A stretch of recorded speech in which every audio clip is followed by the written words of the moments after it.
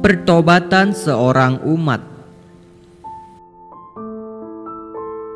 Sifat semua makhluk tidak stabil.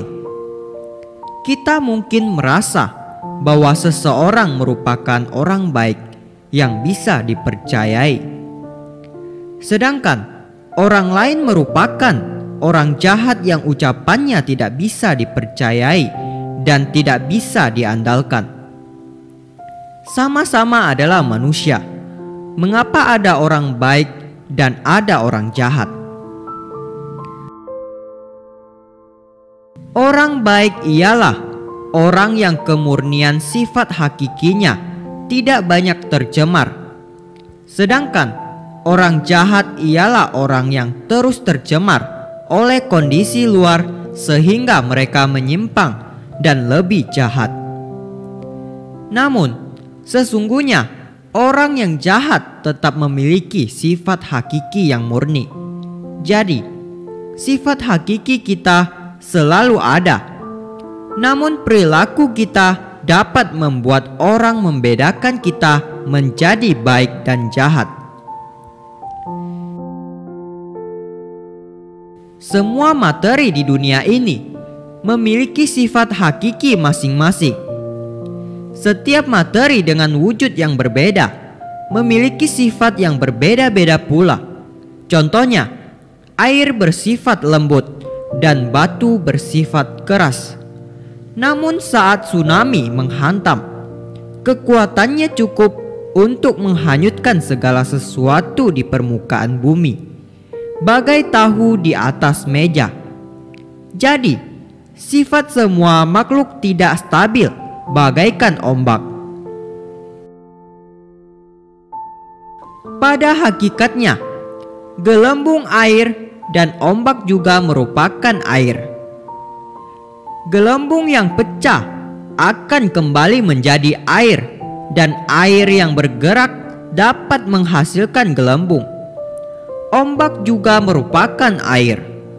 Dengan prinsip yang sama, sifat hakiki setiap orang juga selalu ada, tetapi kita tidak bisa melihatnya karena yang terlihat adalah tabiat.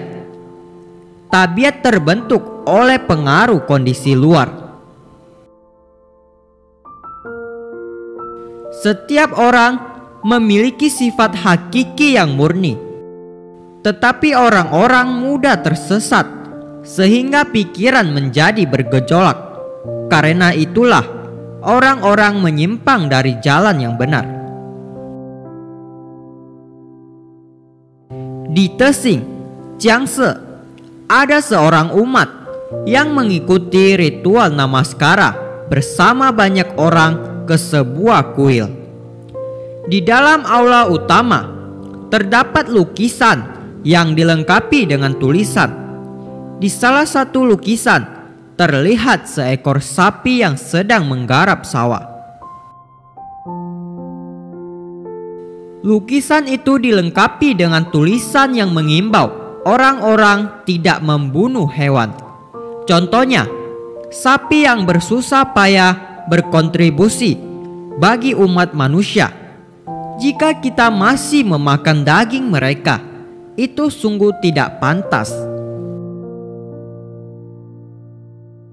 Saat melihat lukisan itu, umat itu tiba-tiba tertawa terbahak-bahak. Dia berkata, "Saya tidak bisa hidup tanpa memakan daging sapi." Orang-orang memandanginya karena tidak menyangka ada orang yang berani tertawa dan berbicara begitu lantang di aula yang suci. Tiba-tiba wajah umat itu menghitam dan dia jatuh pingsan tanpa diketahui penyebabnya. Orang-orang segera memberikan pertolongan pertama. Setelah membuka mata, dia seperti setengah sadar dan setengah bermimpi. Orang-orang lekas memapanya ke kaki gunung untuk beristirahat semalam di sebuah kuil setempat. Keesokan paginya, Saat orang-orang membuka pintu kamarnya, kamarnya terlihat seperti terkena amukan sapi dan sangat berantakan.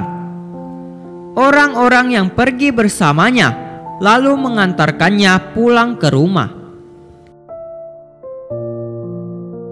Keluarganya bertanya, mengapa dia pulang dalam kondisi seperti ini? Para umat itu lalu menceritakan pada mereka tentang hal-hal yang terjadi. Keluarganya merasa bahwa itu disebabkan oleh kekuatan karma. Selain mencari dokter untuk mengobatinya, keluarganya juga berikrar untuk mulai bervegetaris pada saat itu juga, serta berbuat baik dan berdana atas namanya. Setelah sembuh, dia juga harus bertobat. Belasan hari kemudian, dia benar-benar sembuh. Kalimat pertama yang diucapkannya ialah, "Saya lelah sekali. Saya bagai seekor sapi yang sedang menggarap sawah. Saya sibuk menggarap dan membajak sawah, tetapi masih dipukul. Itu sangat menyakitkan." Keluarganya memberitahunya bahwa saat tidak sadarkan diri, dia melenguh seperti sapi. Dia berkata, "Saya tahu bahwa saya telah bersikap lancang di kuil yang suci itu. Karma buruk saya sangat berat. Mulai sekarang, saya akan berhenti makan daging sapi dan semua jenis daging lainnya. Karena saya tahu bahwa semua makhluk hidup ialah setara. Jadi, saya akan bervegetaris." Beberapa hari kemudian, dia kembali melakukan ritual namaskara dari kaki gunung ke puncak gunung untuk bertobat.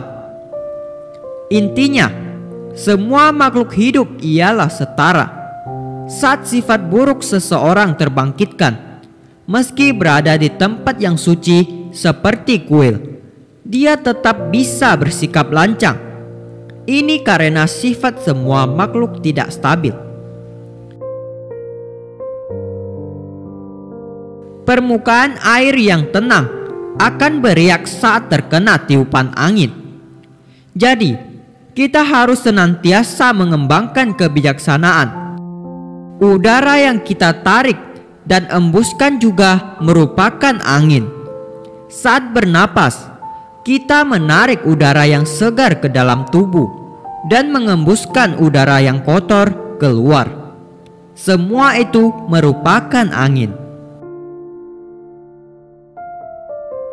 Semoga selama kita masih hidup, kita dapat mengembangkan kebijaksanaan untuk memahami kebenaran dalam hubungan antara manusia dan alam semesta.